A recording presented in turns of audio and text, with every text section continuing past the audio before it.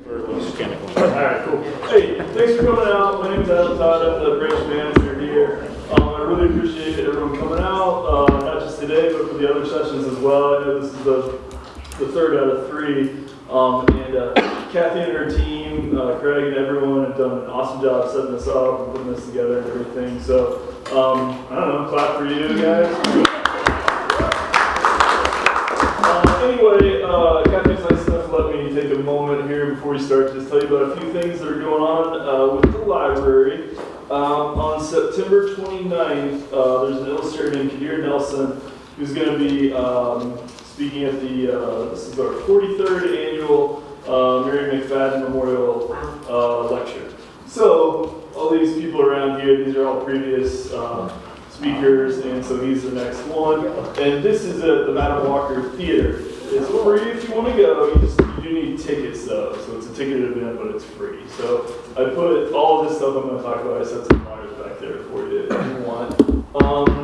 On the 19th of September, we're having our next adult book discussion meeting. We're doing a book called World of Wonders, which is part of the One State, One Story program. So that'll be in this room on the 19th if you're interested. And then I should have done this one next because it's on the 10th, which is sooner. But so there is a local author named Terry Calla who grew up around here, and he wrote a book called Irvington, A Baby Boomer Remembers. So it's a real cool book. He'll be here to talk about the book and everything like that here on the 10th. So anyway, thanks for coming out. Thank you, Adam.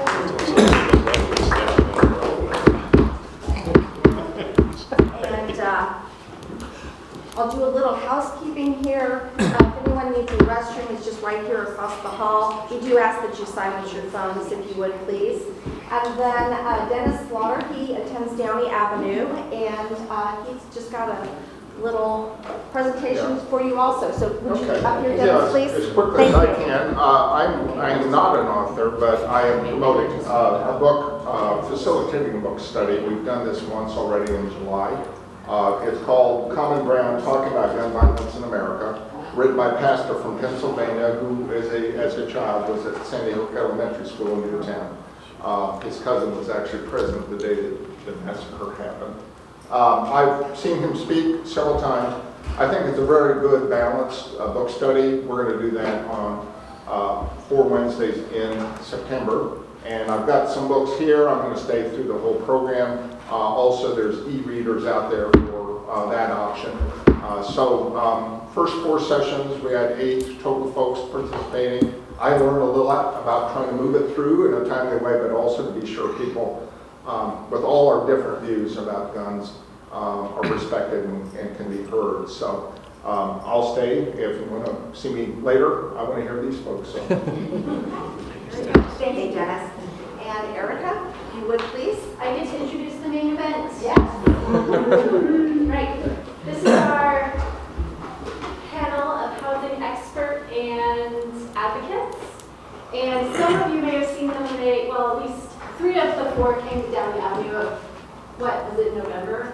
Yeah. It was a while back. And talked about kind of affordable housing and the state of housing in Indianapolis. And we invited them to come back tonight to talk about eviction and how, and again, affordable housing and maybe what progress we've made or not, or kind of what they're doing in the realm of eviction and housing. So I will kind of let them introduce themselves, but I'll just say their first names. This is Andy, Wildstyle, Andy, and Rebecca. So if you say Andy, you're going to have a 50% chance. You want to start? Sure. Tell us a little bit about yourself, what you do. We're doing mics or speak loud? I think just speak loud, right? Or are they mic'd? Well, in here, it's mostly for the recording. Okay, all right. Sure. Hi, I'm Andy Beck. My official professional job role is I'm the project manager for the city's tenant advocate program. So the basics of that is I have 2 teams that I help manage that work in eviction courts. We provide free legal aid, and then we have a team of tenant navigators that help people facing eviction, help them through the rental assistance process. Other than that, live in Cottage Home neighborhood. I see Erica a lot on the weekends. Our sons play soccer together on the same team. My son's a striker, and Adresa, her son, is the goalkeeper. So. I'm Wildstyle. I am don't have an official title or anything, so I'm more of a community advocate, sometimes a writer, sometimes whatever I need to be for my community. I'm also an ambassador for the Central Indiana Community Foundation. I've written several articles for newamerica.org, particularly around housing in Indianapolis and some of the challenges. And I've been a big advocate for community land trusts for the last 6 years.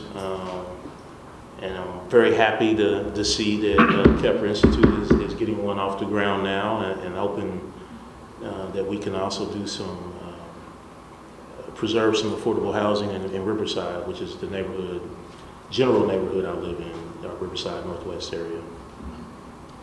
Hello everyone, Andy Nielsen. I'm Senior Policy Analyst at the Indiana Community Action Poverty Institute.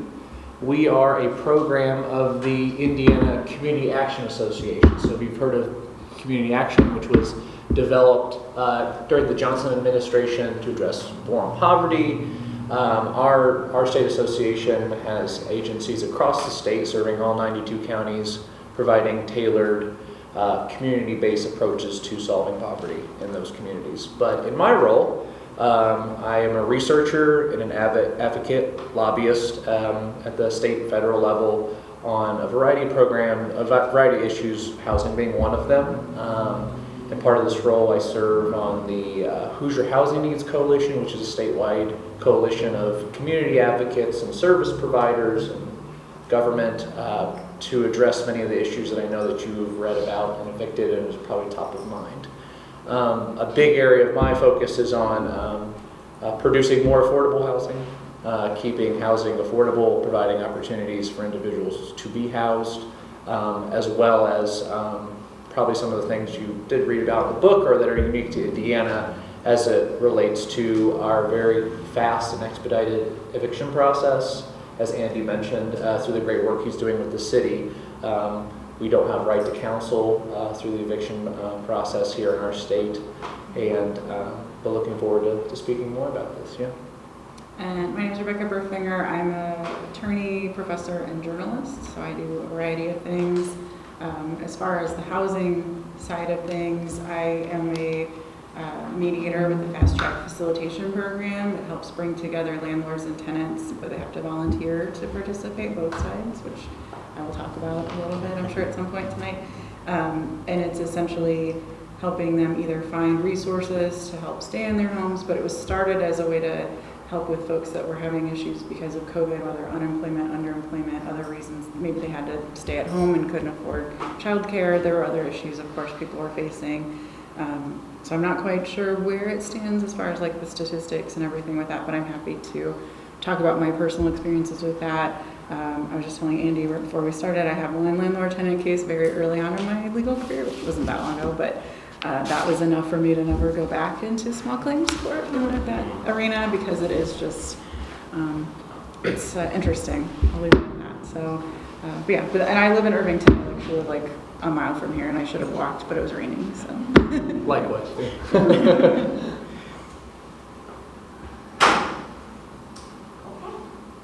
So I guess with the conversations that we had, Marlon, did you have some questions to get us prompted, or anyone else have some questions since we've had the discussion on evicted? I'm putting you on the spot. Hi. So our group participates over IBC.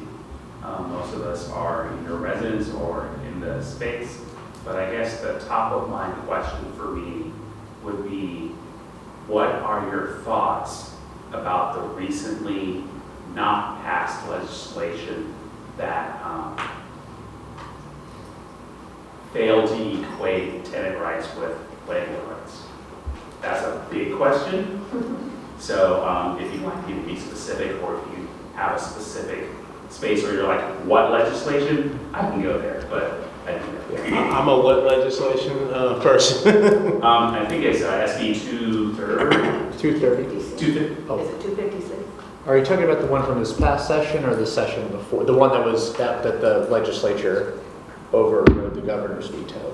Oh, No. No, you're talking about the one from this past session. Yes. Okay, 2:30.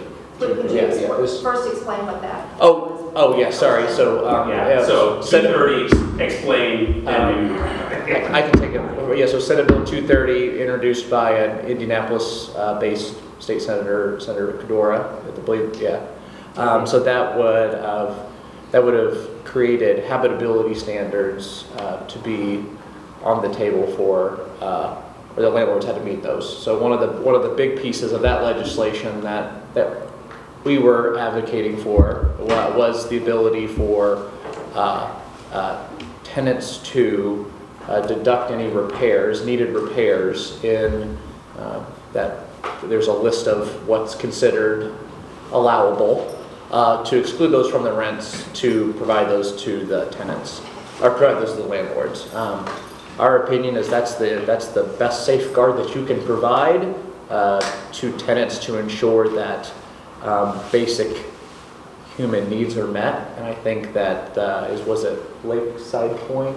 Was that the problematic area where the pictures of the exposed wire and the mold growing on the sides of the walls? I mean, that was in direct relation to that. I'll let others speak as well, but that's something that we advocate for. And a compromise of that they're working on in Ohio is, well, could you create an escrow account, right? Is there a way that there'd be the administration of that? I don't know as well, but instead of putting in the tenant's hands, could you, as a compromise, create an escrow where that could be settled objectively by a third party?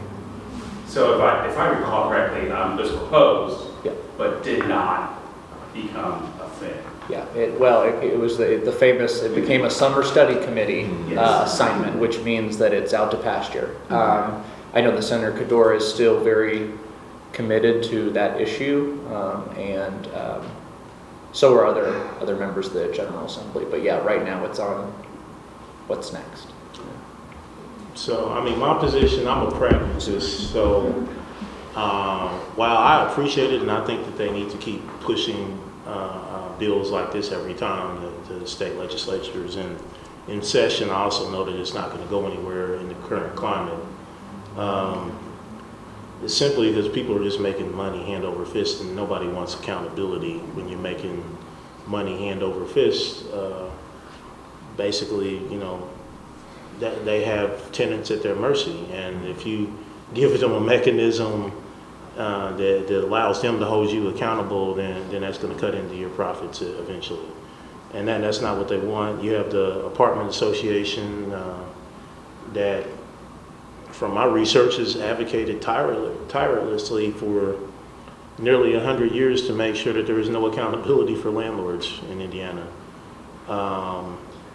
We're just not in the climate to get that done, but I think every time it needs to be pushed in front of them so that everybody can choose where they stand for it. But I also think that on the ground you have to look at other solutions, unfortunately. Can you expand that a little bit more? Other solutions? Well, I think what the city is working on some things and actually supporting more grassroots organizations into community land trusts, preserving affordable housing. Particularly in my neighborhood, I'm with the organization called the Learning Tree / Roots International. We're trying to get, actually, to be honest with you, slum property from slumlords that people are already living in, so we can keep them there but fix up the properties. Obviously, that's not the way that we want to go after it, but that's pretty much the only way that we have to go after it.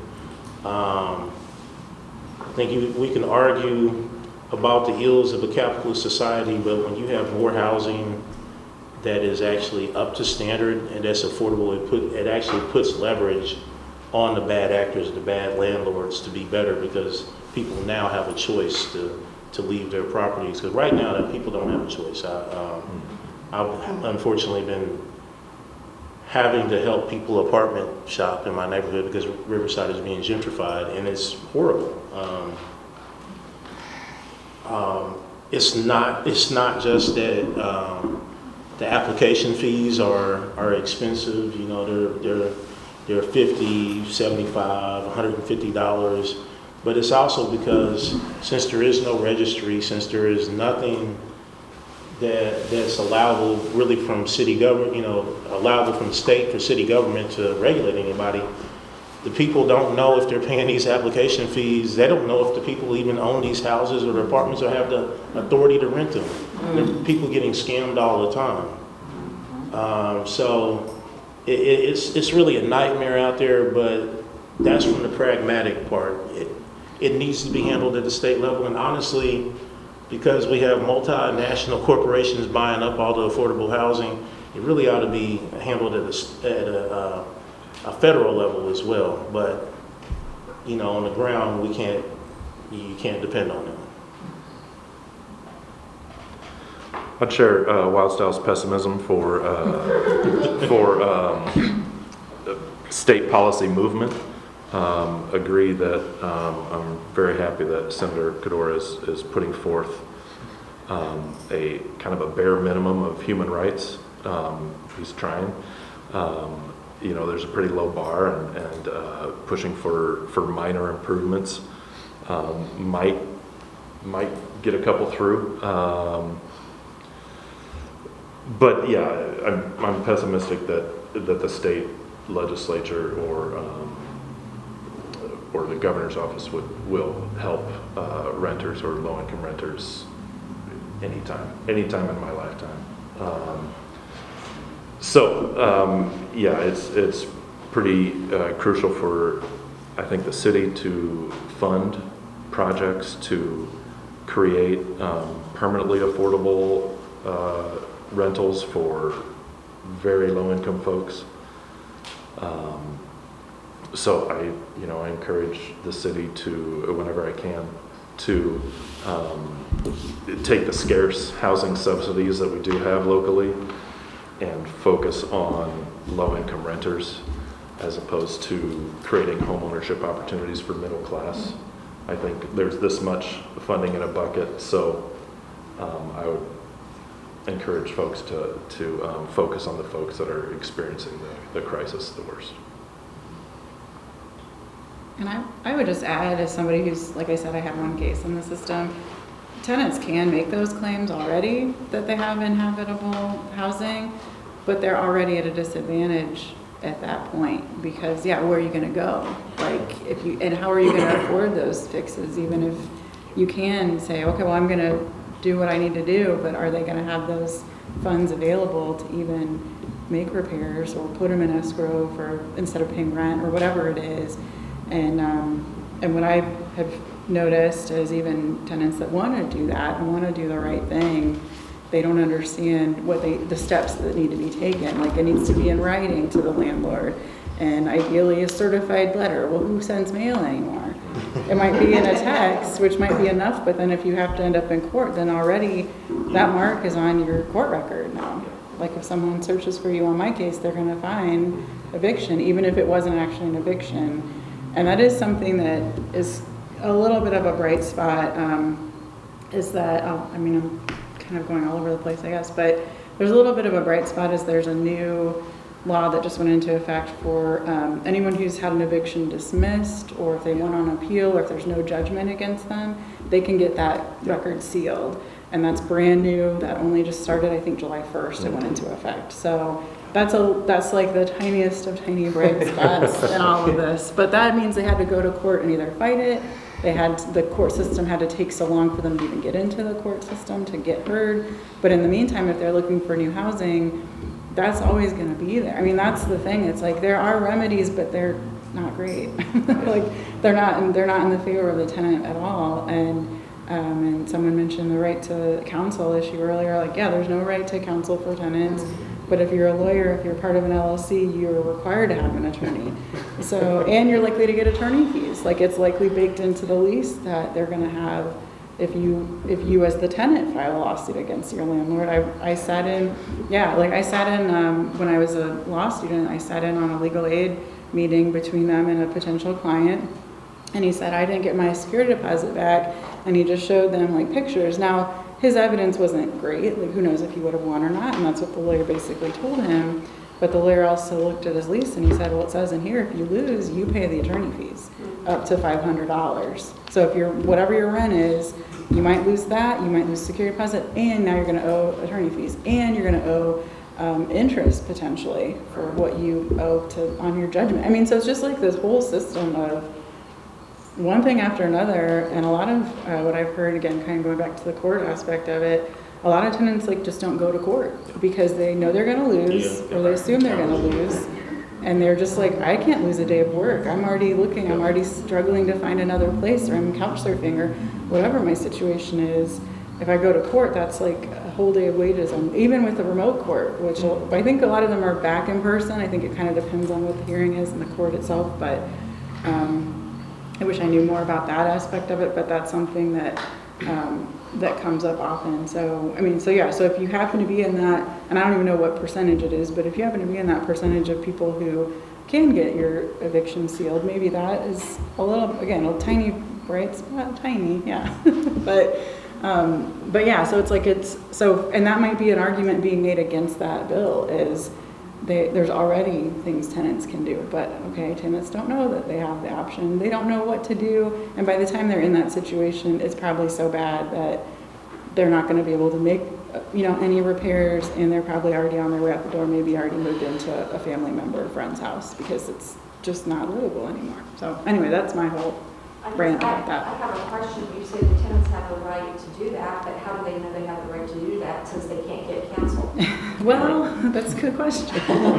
That's exactly the issue. Like, they don't have, right. I mean, even if they go, like I said, like they went to legal aid looking for help. I mean, it seemed like they were doing the right thing, but of course, in this situation, this was again several years ago, so it might be a little different now, but even then, legal aid went through it with them and said, yeah, like you can sue, anybody can sue. It's like $120 or whatever. I don't know exactly what it is, but it's a pretty low bar to even file a lawsuit.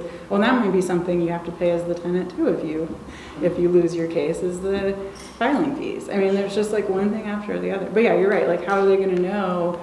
And maybe they find out through the grapevine. Maybe they have friends who've gone through it, or a community activists or whoever. But even by that point, it's usually so bad that there's not much, they didn't write a letter to the landlord to say, like, here are my issues. If you don't fix these within X amount of time, I'm moving out. Like, chances are they didn't even know that was, what they had to do. And I get messages like that all the time, but the biggest thing, telling them is, if you file a lawsuit, or if you go, Lord forbid, you go to the health department or the city about it, do you have another place to live? Yeah. And and these are generally problems.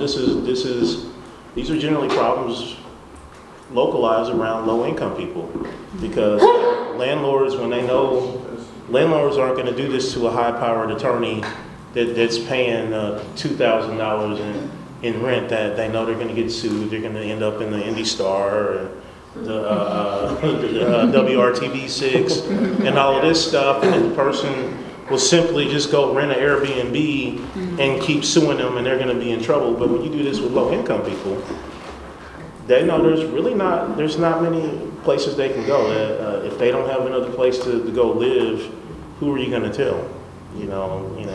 How are you going to avoid retribution? Before, I think the policy was that, and it probably, I know the city said they've tried to change this, but like if you had mold issues or something going on in your apartment or home, and you were renting it, and the landlord wouldn't fix it, and you went to the city about it, the city would come out there and say, yeah, this is uninhabitable, and evict you. So this is why many people continue to live in substandard places. It was either that or live out on the streets, and you see how the city feels about homeless people. So, the alternatives aren't great. I have a question. I've been a resident for Indianapolis the last 10 years. I had major surgery here. I'm originally from Gary, Indiana. Okay. Under environmental issues, health issues. Where I'm currently living is devastating for the last 8 years. Some of the questions and comments they made have actually come to my attention that is my experience that I'm currently dealing with. I'm in the process of wanting to move tomorrow. I'm not in an eviction situation, but I'm ready to vacate because it's so bad. And it's unrecognizable, the condition that I'm going through because it's always hidden through management.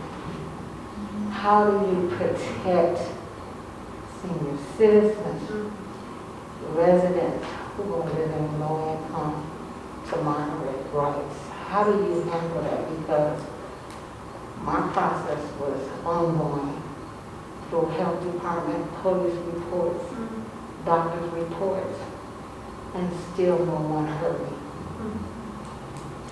I'm really sorry to hear that, and I've been hearing a lot about that. Even some of our Indianapolis Housing Authority properties are in a very sorry state, that they're dangerous. We got to do better, but right now things are not looking good. I know with IHA there's better management, but in general the system just doesn't work. And I'm on the ground. You want to be an idealist, you really do, but on the ground you have to accept that things the system doesn't work. And pretending like it's going to work tomorrow or next year, I don't know when it's going to work. And I hate to say that, I don't know. Go ahead. I have a question about, I was going north on Arlington last week towards 56th Street, and I was shocked at the number of those beautiful apartments up there that were all boarded up. There was some between, I think it's between 34th maybe and 46, not quite to Arlington, I think, high school, no, not quite to the high school. There were some really nice apartments in there, and they're all boarded up. And I thought, wonder what happened there. There, oftentimes, and this is another policy issue, is affordable housing starts out, especially with the Section 8 vouchers and public housing, they often pay these vouchers to private landlords. It's easier to give them to bigger complexes so you don't have to manage a whole bunch of them, but it goes out to everybody. The people that get these complexes, they take the vouchers for 10, 20 years, and oftentimes they just extract all the profits, don't do any type of maintenance on the buildings. But then they go sell it to somebody else, somebody else that thinks that they're somehow skilled at running those type of apartment complexes, which really means that they're just better at gaslighting tenants and covering up major flaws. And it ends up, like what you're talking about, is eventually the housing authority has to go in there and say, we're not giving you any more vouchers, that these places aren't habitable. Oftentimes then they go into really low rent where people just are paying by the week or month to month all the time and in substandard conditions. And this goes on, and then I feel like I'm giving like an astronomy class on how a star forms and dies, but from then, after it gets so bad that usually the city ends up having to condemn them, these apartment complexes. Then they have to sue the apartment complexes and then take them by eminent domain, which costs taxpayers millions of dollars. Then they have to go level them, and then we go find a developer and give tax abatements, usually for them to build affordable housing. And that is the birth, that is the cycle of housing. I mean, this is, I can name several apartment complexes. In the meantime, sometimes they diverge a little bit. Sometimes the apartment complex won't pay citizens energy for the water, and then the city's got to also come up with $1 million, and I'm not speaking hypothetically. No, 1.1. Right. Happened a couple of times in the last year. And then it goes into those loops, but it diverges. But we have a fundamental policy problem about how we're handling affordable housing, and I believe foolishly that there are market solutions to affordable housing, and that we can continue to engage for-profit companies and corporations to provide affordable housing at taxpayers' expense, and then think that it's not going to continue to keep doing this whole evolution. I mean, there are apartment complexes in Indianapolis that I know, like as a kid, they were projects. They were decommissioned as projects, and they just became just like slum properties. They were torn down, and now they're back to public housing projects again. Like and it's just a cycle. You know, we have to demand better. And this isn't just a state level. Of course, the state and federal government could step in, but we also have to keep pushing the city to keep thinking about it. And I think they're thinking now, after having to spend for several water bills this year alone, not to mention all the attorney's fees and that mess that happened out at Oak Tree, and several other apartment complexes cost millions of dollars in attorney fees alone altogether, and then having to tear it down. I think the city's starting to understand that at a local level, you can get around this stuff. Don't wait for the state and the federal. Go ahead. I've got one more question. I was talking to someone this week about our group that we've been doing this for 3 weeks, and it's really been on my mind. And I said, have you ever heard of anything that really, really worked in public housing? And she mentioned that she lived in Wisconsin, and she said that up in Chicago they had taken up some public housing and used a resident board. And I wondered if we had ever thought about, has that ever been brought up in any of your meetings or anything, where they felt like the people who lived there cared about it, and they made up a board, and they had rules, and they would tell everybody when they moved in, these are our rules, and as long as you follow the rules, you can stay here. But if you don't, we won't want you here. It's kind of let's all work together. And she said it seemed to work well. It definitely works. What Kepler is doing with the community land trust is going to be resident-led. It will have its own board of residents, and then people that live around the land trust, and then it's institutional people. I visited Dudley Street Initiative in Boston, and it's also a similar model, resident controlled, and that's really what it is. When you leave it up to a corporation that doesn't live there, and literally their sole purpose is to extract profits, you're probably not going to get the same result as having the actual residents on the board to say, hey, this is starting to, like what is the maintenance plan for this, or we are having problems over here and this needs to be addressed, or we can't, keep allowing this to go on. Like that's going to be a different type of conversation when you have people that are, real community control. Well, basically the big co-ops, like in New York and places like that. Mm-hmm. I mean, those are rich people. But it works. That way they can turn it, they put them out just the same. So to me, that makes a lot of sense. That if you're invested in it yourself, you're going to care more. Mm-hmm. And not to echo any of the cynicism, but I think something like that popping up in Indiana, there would be some landlords that would probably be aggressive to squash that. Mm-hmm. I think whilst I'll hit it very well, we're in a vicious cycle where there aren't enough resources being poured in, and there isn't any oversight.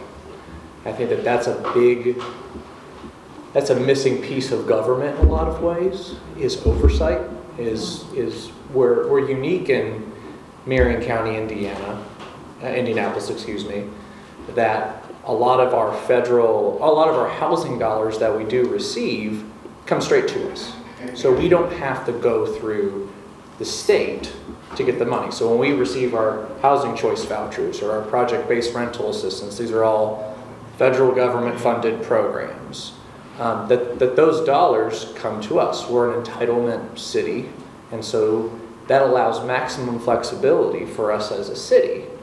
But that also requires that, like, there's lines of government, so we have to be doing a good job of ensuring that those dollars are being invested and overseen in a way that is actually producing the outcomes we want to. The problem with, we talked about housing choice vouchers, is the landlords don't have to accept them, so they establish the exact problem that Wild Style said, right? It's like, so you have one landlord says, oh, I'll take all the HCVs you can, Right. and I'll extract and I'll extract and I'll extract. I got a friendly landlord-tenant relationship here in the state too, so when it doesn't work, I can just say no. And a lot of times when the voucher holder can't secure housing in a period of time, they lose the voucher. And here in Indianapolis, you've probably seen the reports that the Housing Authority has an 8,000 person wait list. Before coming to my current job, I was a financial coach at a community center here in Fountain Square, but serves kind of South Irvington all the way out to Post Road. And when you apply for a voucher, it's not that your application comes up. Andy's application comes up, but he didn't check that one box right. You know what happens to that application? It goes way to the bottom. So not only have you waited on average 26 months for your application to be read, that, God forbid, you say something wrong, or you put a 7 instead of a 6, right? Then you go all the way back down to the end. So it's an investment issue, but it's also an oversight issue, because in my opinion, I don't think that that's an equitable and the right way to approach that, right? And that's a matter of policy that could be changed right now. But also, just to talk about the economics a little bit, it's years of income inequality and wealth inequality combined with the fact that market-based rents will produce market-based results. So I did bring a few stats. So I know a lot of people live here. Does everyone here live in the 46219 generally zip code? That 29% of our renters in our zip code pay over 50% of their rent, their income in rent. 60% pay over 30%.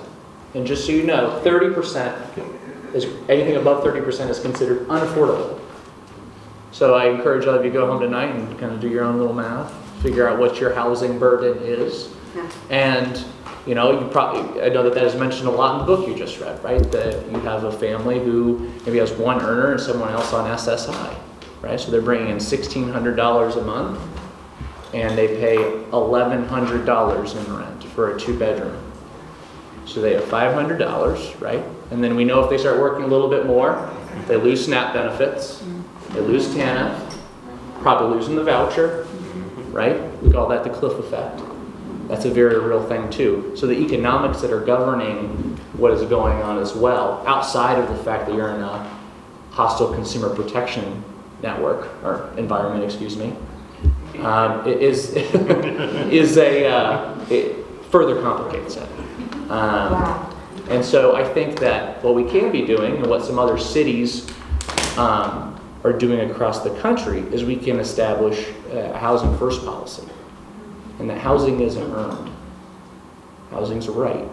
It's a basic human need. It's a constitutional Yes, right. it is a human right, and the lack of that is a public health emergency. Yes. Right? It's not an economic issue. The economic issue is secondary to the primary issue that is a public health, in my opinion, crisis. I think in our state and in our city, it is an issue. So we need to be aligning the kind of the few resources that we do receive from the federal government in a way that preserves human dignity that treats housing as a right. And some of the secondary effects that we see of how individuals have struggled obtaining housing can then better be diagnosed and addressed. So. You almost answered my question in my mind. What is the solution?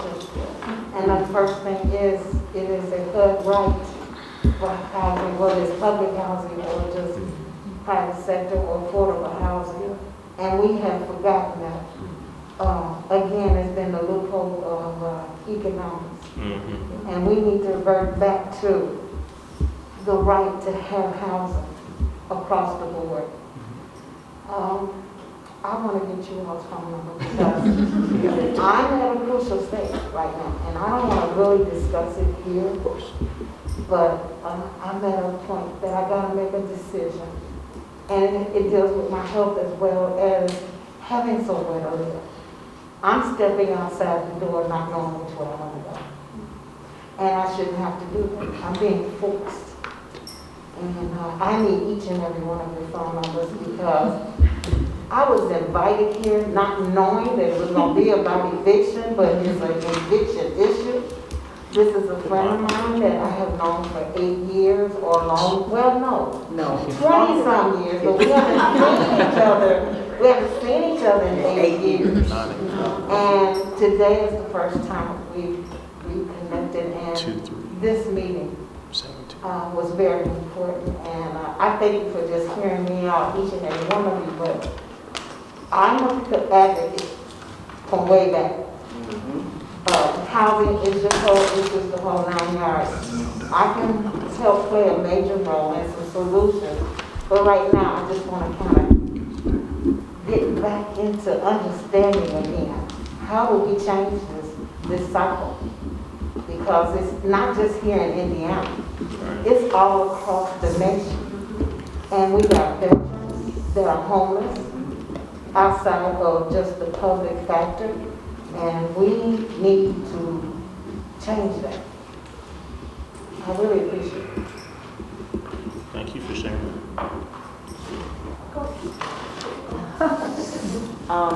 Well, first of all, my name is Kendra Johnson. Met my mentor, as I call her. And the reason I call her that was because I lived 22 years in public housing in Gary, Indiana.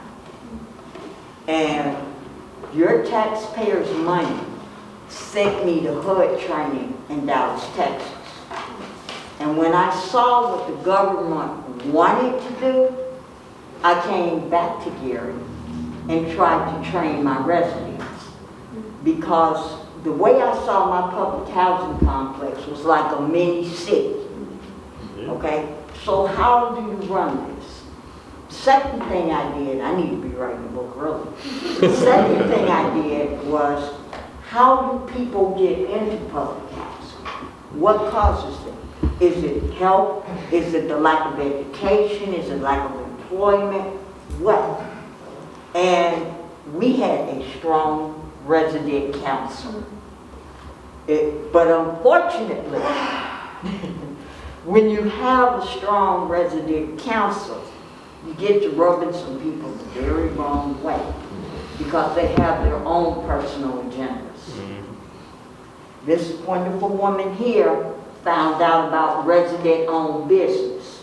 And what that is if you're a resident in public housing and you start your own business, under federal law, you would be the first in line to get contracts to provide services. So say you started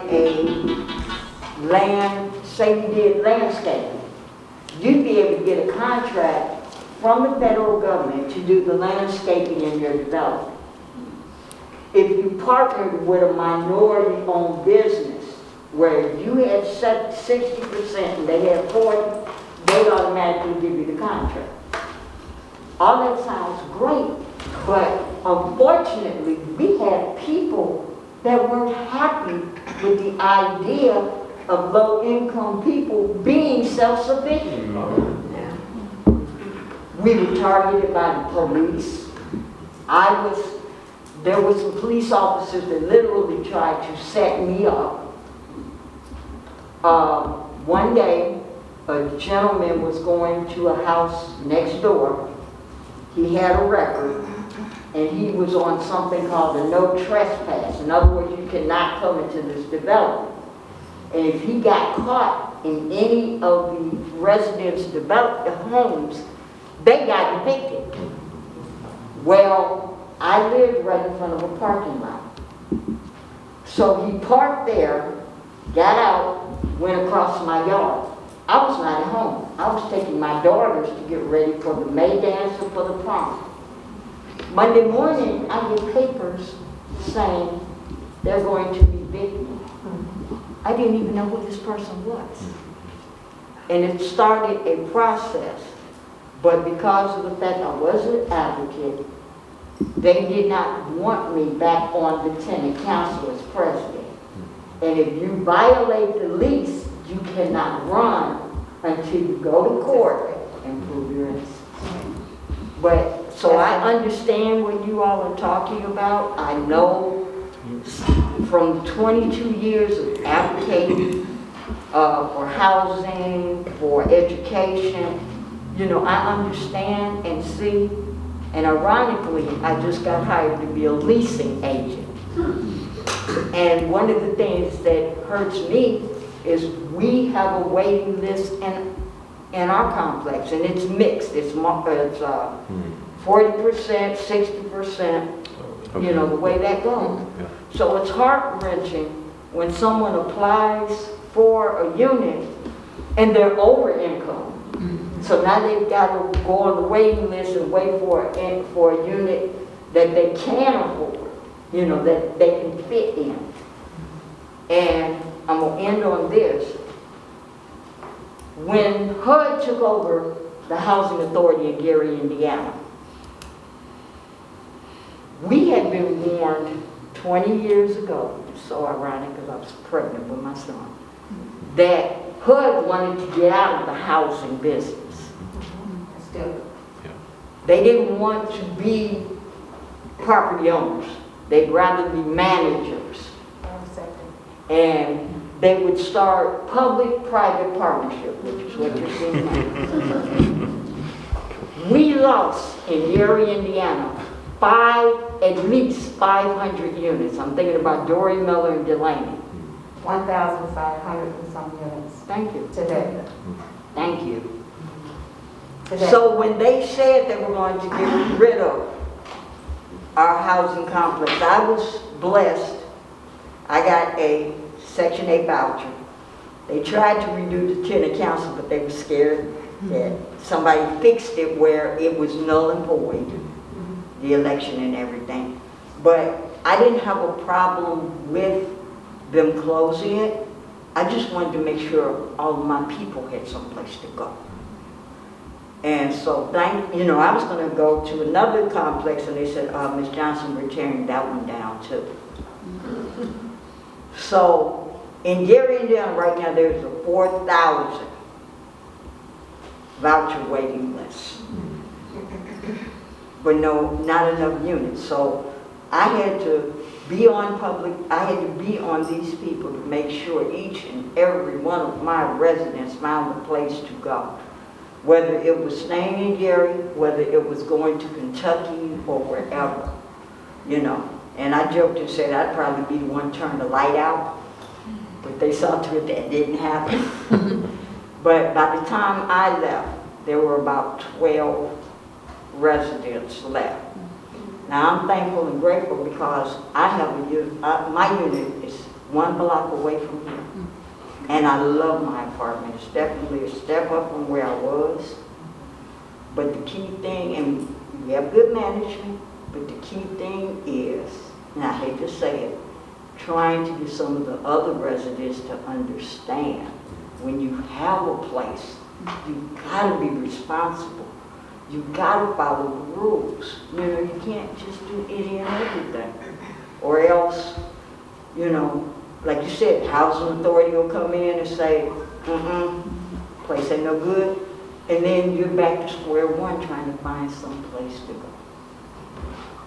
I'm going to suggest an avenue that would be beneficial is that you create a regional flyer or magazine for residents' rights on a state level to educate, to advise, so your work can be a less load and information and communication is brought forth. Because we can sit here and talk about that amongst us, but this is as far as it will go. There are residents all across this nation, and again, across this state, that need help and need knowledge and need understanding. It's okay to tell somebody you have a right, but how do you exercise? How do you implement? How do I go forward and still be able to maintain decent housing or healthy housing and be a vital component to a community that is trying to thrive and grow and sustain? We need to show ways to do it through communication that's outside just not only meetings and meetings with legislation, but also with the public and even those who are homeless, because they don't know. We can talk about rights all day long, and I'm at this point, I'm looking at senior citizens' rights, because I'm a senior. I'm a disabled senior. I was not able to defend myself in the crisis. When coronavirus came out to pull back the public from being out and about with each other, I had just physically, from surgery, on steroids and everything, just getting ready to step outside the public, and had to turn around and go back in. And in my housing situation, I was exposed to chemicals that I should not have been exposed to. In my home. Not outside the public, but in my home. And the only thing I could do is I did the process. But again, like I said, I got no results. And thank God, my faith and a couple of people who monitored me brought me through. So I really say a solution with all of the energy and all of the communication and all of the information you have, you need to form on a regional and get with people who are on a regional level that can spread that out. And it's not to condemn the landlords or the tenants, but bring them together where they can help one another and create a peaceful and a better solution to housing. That's the only way it's going to work. I finally did get a chance to talk to my manager day before yesterday. After 7-8 years, we never communicated. I watched her, she watched me. But I knew something was wrong, and she did too. But she never came to me. I have to say, my surgery was a unique surgery. I had a mass in my chest the size of a golf ball. They had to remove it. They could not remove it out of my armpits or that. They had to open my chest. So I'm a living witness. I'm a second life person. This is my second chance. And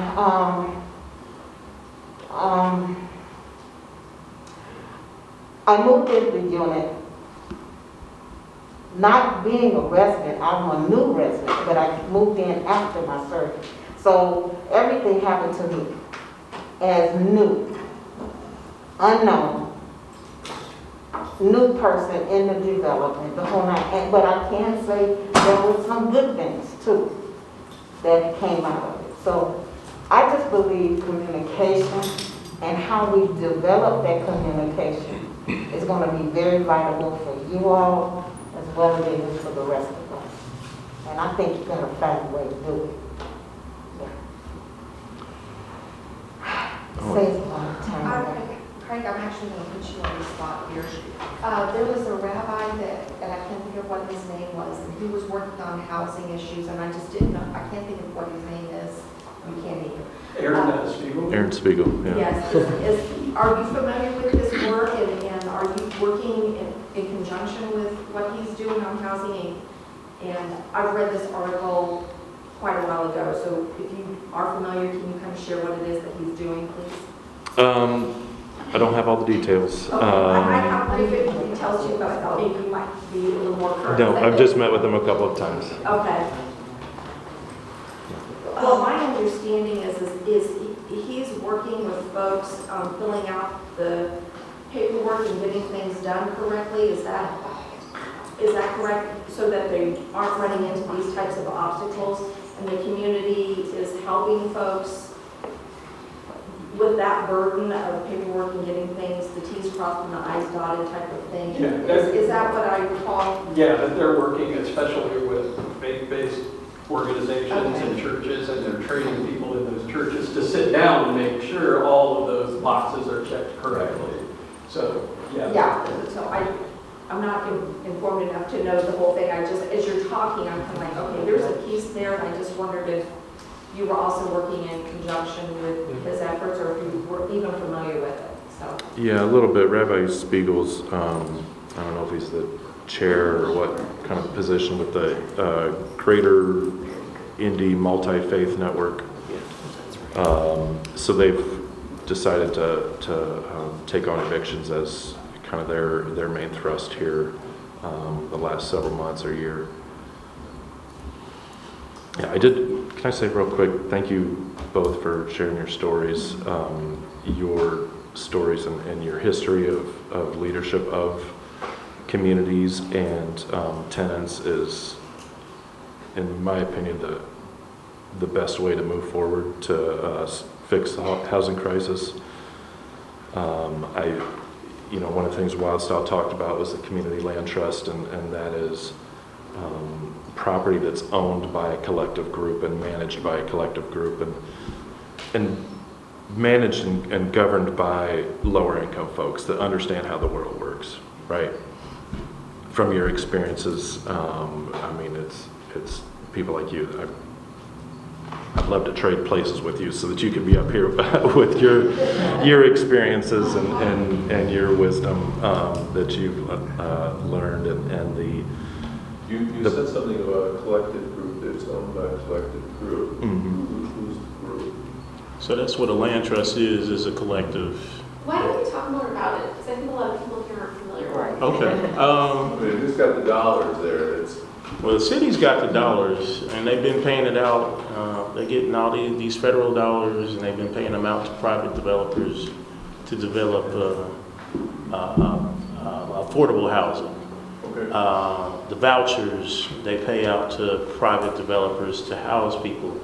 So instead of doing that, and I just, I talked about the whole circle, they could have actually, many years ago, got with residents and handed it to them and helped them set up their own council, giving them access to a couple of experts, because that's how our organizations work.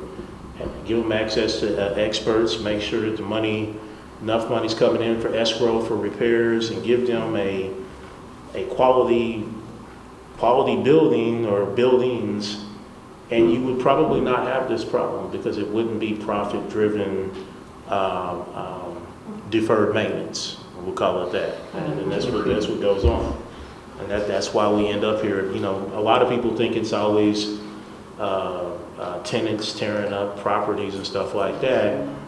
But the issue is, and I'll give you an example, holes in walls are easy to fix. You can get bad tenants, and they can tear up the carpet. They can, as long as they don't set the place on fire, it's really not that expensive to repair it. So when you get repairs of the magnitude where the place has to be boarded up, you can best believe a tenant didn't have nothing to do with that. It was the landlords or many landlords. So if you get collective ownership in a community-controlled, direct community control, not just an advisory council or something like that, but direct legal control. Co-op. Yeah, co-op. And land trusts, like Dudley Street works like that in Boston. Then you have a mechanism for holding people accountable when the reports come up that the roof needs to be done. It's not going to get well, first of all, you can have a report that comes up and about that, and not some bean counters in a whole another state that said, we'll send somebody up there to patch it, and then we'll put it on the market and sell it. Because that's what happens. That's exactly what happens. And then, when it starts causing mold issues, or you have other problems and stuff with the construction, people are getting sick, and they have the leasing agents and property managers gaslight people. That that could be alleviated with direct community control. Like, these things are going to get caught long before it gets to the state of the vicious cycle that we're in. And in your experience in Gary is you could have done so much. You would have been able to accomplish so much more if they had given direct community control instead of an advisory council that they will dissolve when people start saying and doing things that they don't like. And that's one of the things about resident control. Like, when you give resident control, like, they're going to say stuff that the establishment doesn't want, and you want that. I mean, if we want to change this thing, because it can't all be profit driven, it can't be higher. Your higher property values. What does that mean for tenants? But isn't the endemic problem is the fact that we do not look at the right to own a home, or to be in a home? I don't necessarily mean own homes from wrong here, but to be in a home. That is the basic human right. That is the biggest issue. And that doesn't seem to be what's driving the bus. I mean, to me, and I'm a bit quixotic, so to me that seems to be Captain Obvious. No, I'm sorry, but I mean, really, somebody's got to have a home. I mean, I'm a school teacher. The kid's got to have a place to stay. Can't be moving around all the time. And and help. No, get a home. Have a history in that house. Build a neighborhood. Build a community with people who take pride in their community. If you're shoveled around like cardboard all the time, you never build it. You're going to board of them. Come on, where is the energy to fight for that right? Which I think is preposterous that we have to fight for. I mean, but we're living in a society where clean water is available to those who can afford it. Yeah, and you're in Detroit, right? Okay. Yeah, I mean, in some places here. Not all of our water coming out of the tap is probably healthy. But there has to be some energy there. I mean, really, because I mean, that's underneath all of this other stuff. That's the basic thing that isn't being recognized. At least I don't hear it nationally. Well, I mean, when you look at it, it's because of profit. When you can commoditize basic human rights, you're gonna make some money, and that's what it's about. In other words, it is, and that's what it's about. I'm interested in your expert opinions. So I don't live or communicate in circles where eviction is common, and we live in a state where it's very bootstrap centric. How does somebody who reads a book like this but has opportunity to be in different circles have those conversations with people who are saying, oh, it was a personal choice, that they made that choice because they got evicted, without having statistics on hand necessarily? I mean, you have to be the educator. And sometimes it's going to lead to some possibly awkward and unpleasant conversations with people that believe that the world is one way and we know it's a different way. And that's where it is. A lot of these, the reason why the state doesn't do anything, well, they're politicians, so it's money. But some of them have taken enough money to blind their eyes to the reality. But if you get enough people, and I've been involved in some protests, if you get enough people, sometimes they can open their eyes without money. if you get people, if you get enough people and loud enough, and that's what it's going to take. It's going to take, like what you're talking about, like people. Housing is a human right. it should not be ran like this. It shouldn't be that, well, you know, your parents, we think they may have made some mistakes, so therefore you're condemned to live in a mold, a rat infested apartment and have kids here.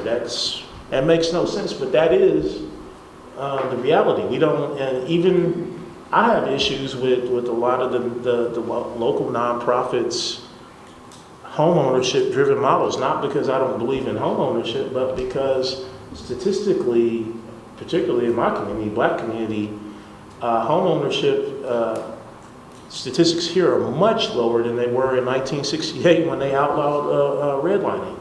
So home ownership is not, it's not working. I'm not saying I'm not saying I'm against home ownership. I'm saying it's not working. So we need to figure out what's going to actually work, and that's treating all people like they have a right to have a home, not just people that can go through the home buying process. I'll give you a little history. In Gary, Indiana, when U.S. Steel was constructed, and people were migrating from everywhere, there's a little area where I used to live. It's called the Steel Mill Quarter. And what they did was, because people were coming in so fast, they literally took stone and carved it out and made houses until they could literally build houses. And my house was built in 1910. Sadly, it was firebombed. That's another story. Being an advocate, yeah, that's another story. But there were other houses in that area, and that's how they were made. They were literally carved out, covered with stucco, and they fixed it where they could live in them. You know, and I've seen organizations like Habitat for Humanity. I think that's a great organization. But sadly, a lot of people cannot afford to be homeless. I was blessed, you know. I was ready to own a home, the home I was just telling you about. But unfortunately, after it got firebombed, it took me almost 3 months to get housing again. I was sleeping on my son's great-grandmother's floor, waiting on the housing authority to give me a place. And you would think, if you've been in a fire, oh, that's an emergency, and they'll get you. No. Nothing's an emergency now. No. And the way I got in was, I went to a meeting, something like this, with the mayor of Gary, where they were talking about improving the image of Gary. And I got up and I said, if you want to improve the image of Gary, you got to start with the people that live here first. Amen. Mm-hmm. If you want us to talk about how great it is, you got to, you know, serve us. And I told them what had happened in my home. And the deputy mayor told me, tomorrow morning you go down to the housing authority. You've been waiting 3 months. And let me know how it works. And I went down, and the first thing the woman told me when I walked in was, I thought I told you when we had something, we'd let you know. And unfortunately, my daddy came out of me. And I said, well, the deputy mayor sent me down. The deputy mayor sent me down to see how you all were progressing. She went in the back, went to rustling some papers, came back out and said, which one do you want, Dory Miller or Ivanhoe? And a truck could have drove in my mouth. And that's when I learned that. And so when I told this story a few years ago to the city council, they said, are you saying because you dropped a name, you got a house? And I said, no. What I'm telling you is, when they found out somebody was trying to hold them accountable, then it got to work. It got to moving. The gears got to move. And since then, I've been involved with, I go to city council meetings, school board meetings. If you Google on YouTube, the Indiana Parenting Institute, and I cry every time I talk about this, and you look up Kendra Johnson, you'll see that the Civil Rights Commission, Indiana Civil Rights Commission, created an award for the work I've done in Gary. And, you know, and so when I moved here, I wanted to get my bearings first because this was a huge change for me. My youngest son had just graduated high school. The home I lived in for 22 years was gone. And 5 years earlier, I had lost my grandson in a fire at my unit. So, you know, this was huge. But I said that I wanted to get involved in organizations. The things I did in Gary, I wanted to do here, but with one difference. Going down to that state legislators and talking to them and sharing my story and fighting for people like I fought for Gary. This is a whole, you know, new landscape. And, you know, and I've been, you know, I had one legislator say, dang, we need to give you an office. You're here more than some of the legislators. But that's what it's going to take. It's going to take people seeing us down there. People, it's going to take us saying, yes, I'd like to make an appointment to meet with you for this amount of time. I was blessed. Senator Crichton met with me for an hour. And we talked about what he wanted to do, what the issues were. And I politely said, if I can help in certain issues, I will. But in certain issues, I'm going to hold your feet to the fire. And that's what it's going to take. You know, it's going, with the abortion issue. Did you all see what it looked like down at the State House that day? That's what it's going to take. It shouldn't take one issue to bring people like that. We should be keeping it constant so that the legislators, the elected officials, the politicians who do politics, understand you're there not just because of the lobbyists and the people with the money paying, but you're there because we put you there. And we're going to hold you accountable. I had a few legislators in Gary that would come and say, Ms. Johnson, could you speak about what I did down there? Not saying, you know, tell them to vote for me, but asking me, because I was down there, to let them see what their records were. Because that's what a lot of people don't know. What did your elected officials vote for and against, and why? You know, when they had the issue about the education and what you can and can't teach, the teachers union brought teachers from all over the state to come down there. There were about 300 people that signed up to testify. And I was one of them, and I didn't get a chance to testify because that's how long it was. But they got it, and that bill did not pass. But that's what it's going to take. You know, like you say, yeah, you know, it is kind of disheartening, but think about it. At one time, we didn't have civil rights. At one time, women weren't allowed to vote.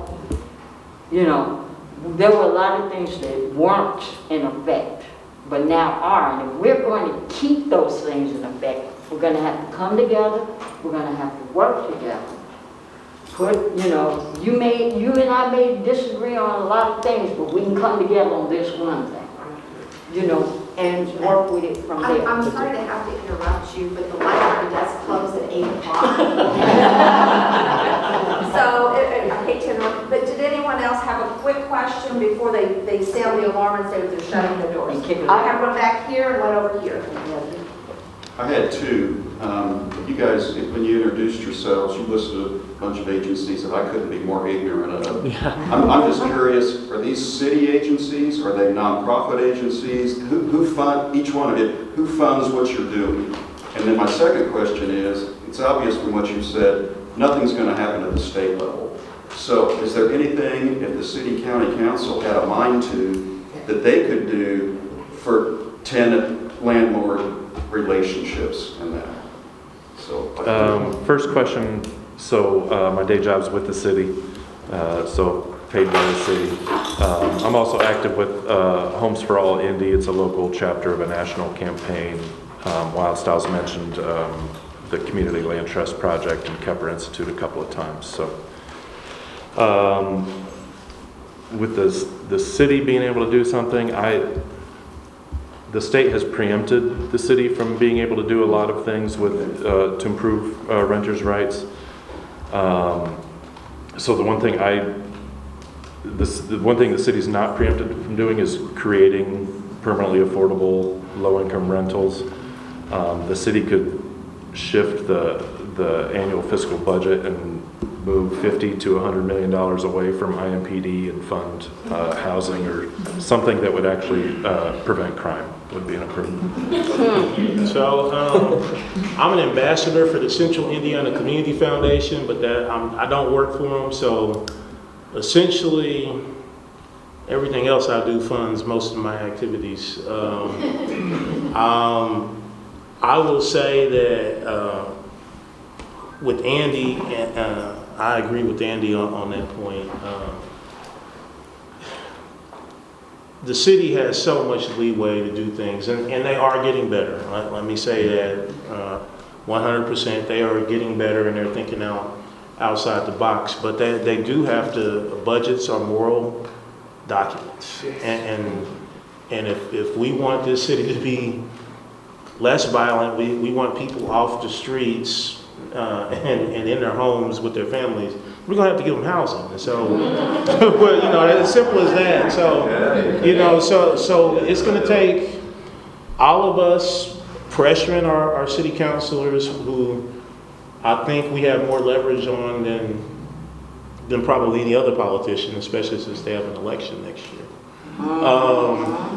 And also probably getting with her and going down to the State House for longer term work, because we don't want to have to.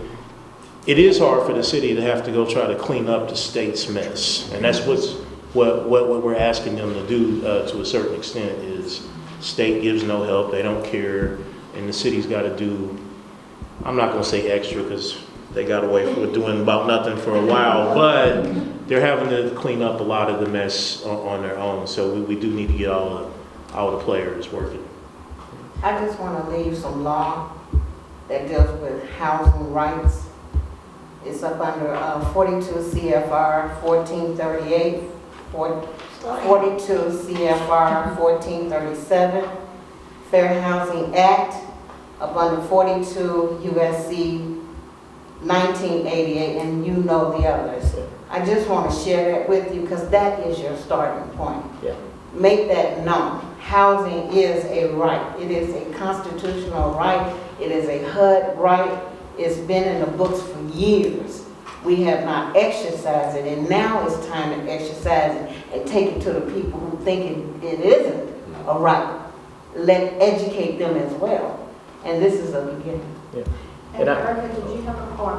I was going to say that the Fair Housing Center of Central Indiana does a lot of great work operating exactly in that section of federal code. So yeah, thank you for, and there's a lot of efforts to renew that. So question one, my organization is, I'm paid through charitable donations and with some private funding through foundations. We receive some money through our agencies, our community action agencies, but how they are funded, and given that I am a registered lobbyist, it's a little weird on the accounting. On the second piece on what the city can do, you said it well also. I was going to say it, but budgets are statements of value, so just kind of reiterating that, and that if we how we choose to spend our money, when they pass the budget this year, the city council's passed the budget, it's up to the mayor to sign it.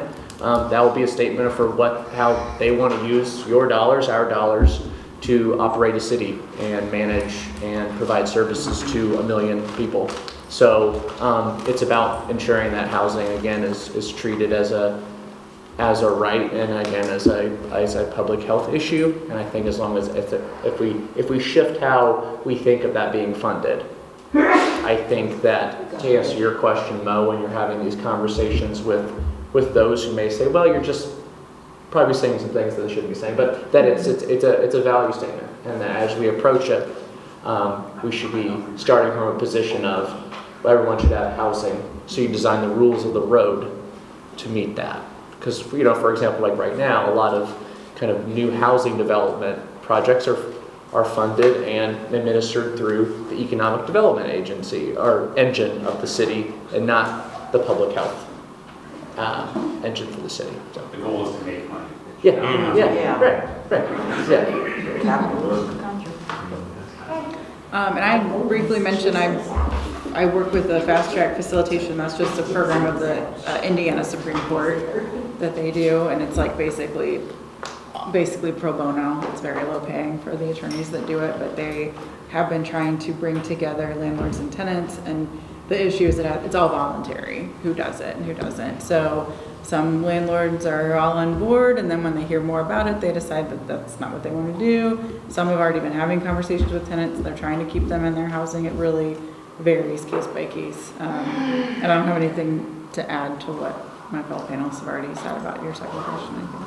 I probably misspoke a little bit. So, for example, the Office of Public Health and Safety deals with homelessness, but new housing developments are dealt by the Metropolitan Development Department. So again, it's like it's a health issue when someone's living on the streets or is moving through different sheltered housing, but the pipeline of what an individual or a family goes through with that is considered an economic decision. So. Did Erica, did you have what? No, I mean, we're out of time. It's okay. Okay. Well, thank you all for coming